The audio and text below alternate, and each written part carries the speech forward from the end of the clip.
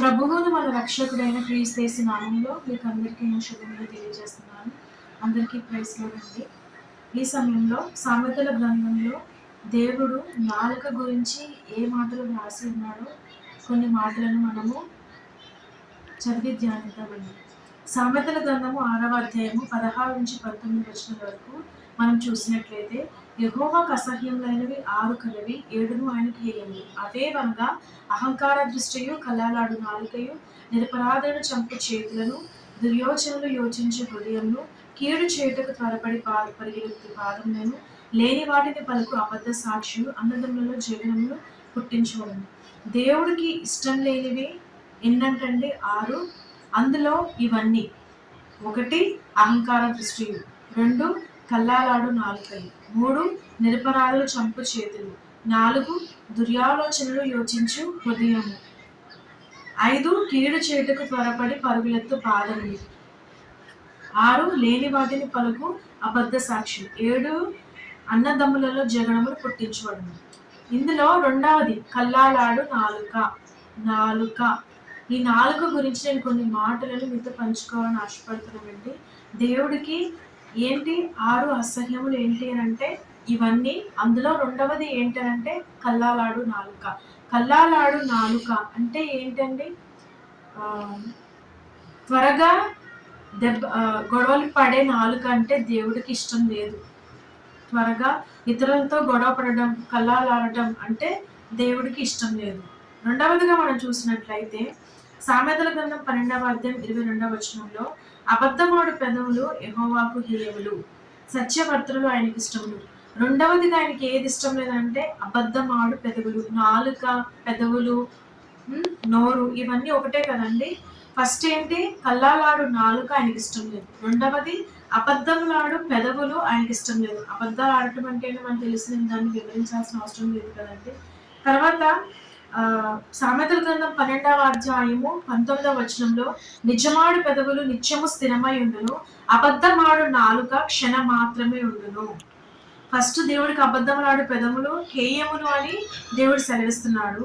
దాని నిజమాడు పెదవులు ఏంటంటే నిత్యము స్థిరంగా ఉంటాయంట. అబద్ధమాడు పెదవులు క్షణం మాత్రమే ఉంటాయి అని దేవుడు సెలవిస్తున్నాడండి. అబద్ధములాడు పెదవులు మనకు కలిగి ఉంటే అట్టి పెదవులు మనకు క్షణం మాత్రమే ఉంటాయి. నిజమాడు పెదవులు స్థిరముగా ఉంటాయి అని దేవుడి వాక్యం సెలవిస్తుంది. మూడవదిగా, మొదటిగా కల్లాలాడు నాలుక, రెండవదిగా అబద్ధములాడు నాలుక, మూడవదిగా 15వ అధ్యాయము 1వ వచనంలో సామెతల గ్రంథము, మృదువైన మాట క్రోధమును చల్లార్చును, నొప్పించు మాట కోపమును రేపును. మూడవదిగా ఏంటంటే నొప్పించు నాలుక. నొప్పించు నాలుక అంటే దేవుడు క్రొత్త నిబంధన గ్రంథంలో 2 వాగ్దానాలు ఇచ్చాడండి. ఏంటి అని అంటే, నీ పూర్ణ హృదయంతో, నీ పూర్ణ ఆత్మతో, నీ పూర్ణ బలముతో, నీ పూర్ణ వివేకంతో, నీ పూర్ణ శక్తితో మనం దేవుని ఆరాధించాలి. రెండవదిగా ఏంటంటే నిన్ను వల్ల నీ పొరుగు వాణిని ప్రేమించాలి. అంటే నువ్వు ఎలా ప్రేమించుకుంటున్నావు, నీకు ఎలా మాట్లాడితే నీకు ఇష్టము, ఎలా ప్రేమగా మాట్లాడితే నీకు ఇష్టము, ఎలా మృదుగా మాట్లాడితే నీకు ఇష్టం, అదే రీతిగా ఇతరులతో కూడా నువ్వు ఈ మాట మాట్లాడితే వాళ్ళకి సంతోషం కలుగుతుంది. ఈ రీతిగా మాట్లాడితే వాళ్ళకి ఆదరణ కలుగుతుంది. మనము కోపంలో మనం అణుచుకొని మనము నెమ్మదిగా చెప్పినా కూడా వాళ్ళకి ఆ మాట అర్థమయ్యేలాగా నొప్పించకుండా వాళ్ళకి మనం చెప్పినట్లయితే వాళ్ళకి కోపం రాదు. మూడవదిగా ఏంటంటే నొప్పించు నాలుక. మొట్టమొదటిగా కల్లాలాడు నాలుక, రెండవదిగా అబద్ధమాడు నాలుక, మూడవదిగా నొప్పించు నాలుక. నాలుగవదిగా ఏంటి సెలవిస్తున్నాడో చూద్దామండి. సామెతల గ్రంథం 17వ అధ్యాయం 20వ వచనంలో, కుటిల భర్తడు మేలు పొందడు, మూర్ఖముగా మాట్లాడువాడు కీడులో పడును. అంటే ఎంత చెప్పినా కూడా నేను ఇలాగే చేస్తాను, నేను ఇలాగే ఉంటాను, మూర్ఖముగా మాట్లాడతారు కదా వాళ్ళంటే కీడులో పడతారు. అంటే మూర్ఖముగా మాట్లాడు నాలుక. ఈ 4 నాలుకలు దేవుడికి ఇష్టం లేదు అని దేవుని వాక్యం సెలవిస్తుంది. మొట్టమొదటి కల్లాలాడు నాలుక, అబద్ధంలాడు నాలుక, నొప్పించు నాలుక, మూర్ఖముగా మాట్లాడు నాలుక. దాని తర్వాత ఈ 4 నాలుకలు మనలో ఉండకుండగా మనల్ని మనమే సరి చేసుకుందాం. సామెతల గ్రంథం 8వ అధ్యాయం 7వ వచనంలో, నా నోరు సత్యమైన మాటలు పలుకును, దుష్టత్వము నా పెదవులకు అసహ్యము. మన బాడీ మన కంట్రోల్లో ఉండాలండి. మన నాలుక మన కంట్రోల్లో ఉండదు. నా నోరు సత్యమైన మాటలు పలుకును అని మన మన నాలుకను మనమే మంచి మాటలు మాట్లాడడానికి, అబద్ధ మాటలు మాట్లాడకుండగా, కల్లాలాడు నాలుక మాట్లాడకుండగా, నొప్పించి మాటలు మాట్లాడకుండగా, సత్యమే మాట్లాడడానికి మూర్ఖంగా మాట్లాడకుండగా మన నాలుకను మనమే సాధనము చేసుకోవాలండి. హల్లెలూయా. తర్వాత దేవుడు ఇలా కోపం వచ్చినప్పుడు, ఇటువంటి పరిస్థితుల్లో మనం నొప్పించి మాట్లాడకుండా, అబద్ధాలు మాట్లాడకుండా, మూర్ఖంగా మాట్లాడకుండా, దేవుడు కొన్ని మాటలు, ఇప్పటి వరకు 4 నాలుకలు ఉండకూడదని దేవుడు సెలవిచ్చాడు. ఇప్పుడు దేవుడు మనం ఏం చేయాలి అనేది దేవుడు మనకి సొల్యూషన్ ఇస్తున్నాడండి. చూడండి, ఇప్పుడు సామెతల గ్రంథం 17వ అధ్యాయం 28వ వచనంలో, ఒకడు మూఢుడైన మౌనంగా నుండిన ఎడల జ్ఞాని అని ఎంచబడును, అట్టివాడు పెదవులు మూసుకొనగా వాడు వివేకి అని ఎంచబడును. దేవుని వాక్యం ఏం సెలవిస్తుంది? నువ్వు మౌనంగా ఉంటే నువ్వు జ్ఞాని అంట, నీ పెదవులు మూసుకుని ఉంటే నువ్వు వివేకి అంట. దేవుని వాక్యం సెలవిస్తుందండి. నువ్వు మౌనంగా ఉంటే ఏంటంటే జ్ఞాని, నీ పెదవులు మూసుకోవడం అంటే వివేకి అంట. రెండవదిగా మనం చూసినట్లయితే సామెతల గ్రంథం 21వ అధ్యాయం 23వ వచనంలో, నోటిని నాలుకను భద్రము చేసుకుని వాడు శ్రమల నుండి తన ప్రాణమును కాపాడుకొనును. మనకి కోపం వచ్చినప్పుడు మనము ఏది పడితే అది మాట్లాడేస్తాం. కానీ ఏంటంటే మనము మనము శపించుకుంటాం, మనల్ని దూషించుకుంటాం అలా కోపం వచ్చినప్పుడు. కానీ మన నాలుకను మనం భద్రం చేసుకుంటే ఏంటంటే శ్రమల నుండి మనల్ని మనము కాపాడుకుంటామంట. ఏంటంటే శ్రమల నుండి మనల్ని మనము కాపాడుకుంటాం. హల్లెలూయా. మన ప్రాణమును కాపాడుకుంటాం. సామెతల గ్రంథం 13వ అధ్యాయం 2 నుంచి 3 వచనాలు మనం చూసినట్లయితే, నోటి ఫలము చేత మనుషుడు మేలును అనుభవించును, విశ్వాసఘాతకులు బలత్కారము చేత నశించుదురు. మన నోటికి కూడా ఒక ఫలం ఉంటుందనే విషయము మనము గ్రహించాలండి. మంచి మాట్లాడితే మంచి ఫలం అనుభవిస్తాం, చెడు మాట్లాడితే చెడు ఫలమును అనుభవిస్తాం. ఏ మాటలు మాట్లాడితే ఆ ఫలమును మనము అనుభవిస్తామని దేవుని వాక్యం సెలవిస్తుంది. తర్వాత చూసినట్లయితే మనము, తన నోరు కాచుకుని వాడు తను కాపాడుకును, ఊరుకొనగా మాటలాడువాడు తనకు నాశనము తెచ్చు. తన నోరు కాచుకుని వాడు తను కాపాడుకును, ఊరుకనగా మాట్లాడువాడు తనకు నాశనము తెచ్చుకున్నాడు. మన నోరు మనము కాచుకోవాలండి. ఏది పడితే అది, ఇక్కడ ఏది అనిపిస్తే అక్కడ అది ఇక్కడ మాట్లాడకూడదు. ఊరుకనగా మాట్లాడుకుంటే అంటే మనం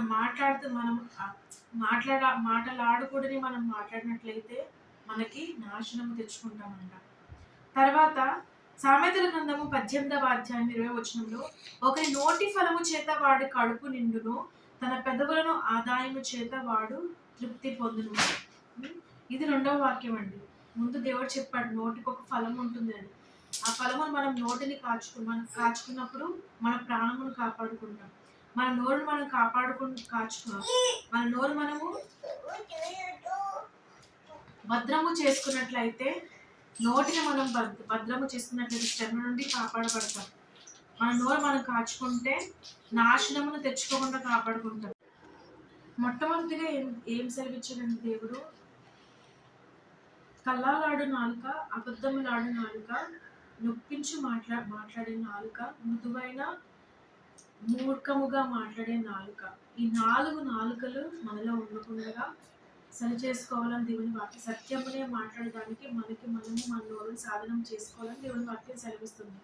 తర్వాతగా మనము మౌనంగా ఉండడం వలన మనం ఏంటంటే మనం జ్ఞానులమని దేవుని వాక్యం సెలవిస్తుంది. తర్వాత మన పెదవులు మూసుకొనగా మనం ఏంటి అంటే వివేకులమని సెలవిస్తుంది. తర్వాత మన నోటికి ఒక ఫలం ఉంది. మంచి మాట్లాడితే మంచి ఫలం అనుభవిస్తాం, చెడు మాట్లాడితే చెడు ఫలం అనుభవిస్తాం దేవుని వాక్యం సెలవిస్తుంది. తర్వాత నాలుకను కాపాడుకోవడం వలన శ్రమల నుండి, సామెతల గ్రంథము 18వ అధ్యాయము 21వ వచనంలో, జీవ మరణమైన నాలుక వశము, దానియందు ప్రీతిపడువాడు దాని ఫలము తిందురు. నీ నాలుకలో జీవం ఉంది, నీ నాలుకలో మరణం ఉంది. దేవుని వాక్యం ఏం సెలవిస్తుందంటే నీ నాలుకలో జీవం ఉంది అని దేవుని వాక్యం సెలవిస్తుంది. రెండవదిగా సామెతల గ్రంథం 10వ అధ్యాయం 11వ వచనంలో, నీతిమంతుని నోరు జీవపు ఊట, నీ నాలుకలో జీవపు ఊట ఉంది. తర్వాత సామెతల గ్రంథం 15వ అధ్యాయం 2వ వచనంలో మూడవదిగా ఏం సెలవిస్తుందంటే, జ్ఞానుల నాలుక మనోహరమైన జ్ఞాన అంశములు పలుకును. నీ నాలుక జ్ఞానము కలిగి మనోహరమైన జ్ఞాన అంశములు పలుకును. నీ నాలుకలో మనోహరమైన జ్ఞాన అంశములు పలుకును. నాలుగవదిగా సామెతల గ్రంథం 15వ అధ్యాయం 4వ వచనంలో, నీ నాలుక సాత్వికమైన నాలుక, నీ నాలుకలో జీవ వృక్షం ఉంది. ఐదవదిగా సామెతల గ్రంథం 15వ అధ్యాయం 7వ వచనంలో, నీ నాలుక తెలివిని వెదజల్లుతుంది. ఆరవదిగా సామెతల గ్రంథం 15వ అధ్యాయం 23వ వచనంలో, సరిగా ప్రత్యుత్తరం ఇచ్చేవానికి దాని వలన సంతోషము పుట్టును, సమయోచితమైన మాట ఎంత మనోహరము. నీ నాలుక సమయోచితముగా మాటలు పలికే నాలుక. ఏడవదిగా సామెతల గ్రంథము 20వ వచనము 15వ వచనంలో, బంగారును విస్తారమైన ముత్యములను కలవు, తెలివిని ఉచ్చరించే పెదవులు అమూల్యమైన సొత్తు. నీ నాలుక ఏంటంటే అమూల్యమైన సొత్తు. ఎనిమిదవదిగా సామెతల గ్రంథం 24వ అధ్యాయం 26వ వచనంలో, సరి అయిన మాటలతో ప్రత్యుత్తరం ఇచ్చుట పెదవులతో ముద్దు పెట్టుకున్నట్లుండును. ఎనిమిదవదిగా ఏంటంటే నీ నాలుక సరి అయిన మాటలు మాట్లాడే నాలుక. అలా మాట్లాడితే ఏంటంటే పెదవులతో ముద్దు పెట్టుకున్నట్టు. మనం మాట్లాడుతున్న ప్రతి ఒక్కరితో కూడా ఇలాగే ఫీల్ అవుతున్నారా అండి? ఇలాగే స్పందిస్తున్నారా? దేవుని వాక్యం సెలవిస్తుంది, నీ నాలుక సరి అయిన మాటలు మాట్లాడే నాలుక. తొమ్మిదవదిగా సామెతల గ్రంథము 25వ అధ్యాయం 11వ వచనంలో, సంయోచితముగా పలకబడిన మాట చిత్రమైన వెండి పళ్ళెంలో నుంచబడిన బంగారు పండ్ల వంటిది. అంటే సిల్వర్ ప్లేట్లో గోల్డ్ ఫ్రూట్స్ అంటండి. సంయోచితముగా పలకబడిన మాట. నీ నాలుక ఏంటి? సంయోచితముగా మాట్లాడే నాలుక. 10వదిగా సామెతల గ్రంథం 10వ అధ్యాయము 20వ వచనంలో, నీతిమంతుడి నాలుక ప్రశస్తమైన వెండి వంటిది. నీ నాలుక ప్రశస్తమైన వెండి వంటిది అంట. ఈ 10 నాలుకలు మనము కలిగి ఉండాలని దేవుడు ఆశపడుతున్నాడు. కానీ ముందు ఏంటంటే, ముందు కల్లాలాడు నాలుక, అబద్ధములాడు నాలుక, నొప్పించు నాలుక, మూర్ఖముగా మాట్లాడే నాలుక, ఈ 4 నాలుకలు మనం కలిగి ఉండకుండా, నా నోరు సత్యమైన మాటలు మాట్లాడడానికి మన నాలుకను మనం సాధనం చేసుకుంటూ, మనం మౌనంగా ఉండిన మన జ్ఞానమని పెంచబడతాం, మనం పెదవులు మూసుకొని మన వివేకమును ఎంచబడతాం దేవుని వాక్య ప్రకారంగా. తర్వాత మన నోరుని కాచుకున్నప్పుడు, మన నోరును కాపాడుకున్నప్పుడు ఏమవుతుందంటే, మన ప్రాణములను మనం కాపాడుకుంటాము. హల్లెలూయా. కానీ దేవుడు చెప్పిన ఈ 10 నాలుకలు, నీ నాలుక జీవమనములు కలిగిన నాలుక, నీ నాలుక జీవపు ఊట, నీ నాలుక మనోహరమైన జ్ఞాన అంశములు పలుకు నాలుక, నీ నాలుక తెలివిని వెదజల్లు నాలుక, నీ నాలుక సమయోచితముగా మాట్లాడే నాలుక, నీ నాలుక అమూల్యమైన సొత్తు, నీ నాలుక ప్రశస్తమైన వెండి వంటి నాలుక, నీ నాలుక సరైన మాటలతో ప్రత్యుత్తరం ఇచ్చే నాలుక. ఈ 10 నాలుకల చేత దేవుడు మనల్ని ఆశీర్వదిస్తాడండి. మనం ఈ మన శరీరంలో ప్రతి అవయవం దేవునికి సాధనగా మనం అప్పగించుకోవాలి. అలాగే ఈ నాలుకను మనం దేవునికి అప్పగించుకున్నప్పుడు ఈ 10 నాలుకల చేత దేవుడు మనల్ని ఆశీర్వదిస్తాడండి. చివరిగా ఏంటంటే సామెతల గ్రంథం 16వ అధ్యాయం 1వ వచనంలో, హృదయ ఆలోచనలు మనుష్యుని వశము, చక్కని ప్రత్యుత్తరం ఇచ్చుట యెహోవా వలన కలుగును. అంటే ఇవన్నీ దేవుని వలననే కలుగుతుందని దేవుని వాక్యం సెలవిస్తుంది. మన హృదయంలో అనేక ఆలోచనలు ఉంటాయి, కానీ చక్కని ప్రత్యుత్తరం ఇచ్చుట యెహోవా వలన కలుగుతుంది. యెహోవా వలననే కలుగుతుందని దేవుని వాక్యం సెలవిస్తుందండి. ఈ నాలుకను దేవుడు మనకి ఇచ్చిన నాలుకను దేవుడు మనకు అప్పగించినట్లయితే, దేవుడికి ఇష్టం లేని 4 నాలుకలను మనము విడిచిపెట్టి, మన నాలుకను సత్యం మాట్లాడడానికి మనం సాధనము చేసుకుంటూ, మనం మౌనంగా ఉండాల్సిన సమయంలో మౌనంగా ఉంటూ, మనము పెదవులు మూసుకునే సమయంలో మూసుకొని ఉన్నట్లయితే ఈ 10 నాలుకల చేత దేవుడు మనల్ని ఆశీర్వదిస్తాడండి. హల్లెలూయా. దేవుడి వాక్యం మన హృదయంలో అంతలుగా ఫలింపచేయును గాక. ఆమేన్. అందరికీ ప్రైజ్ లార్డ్.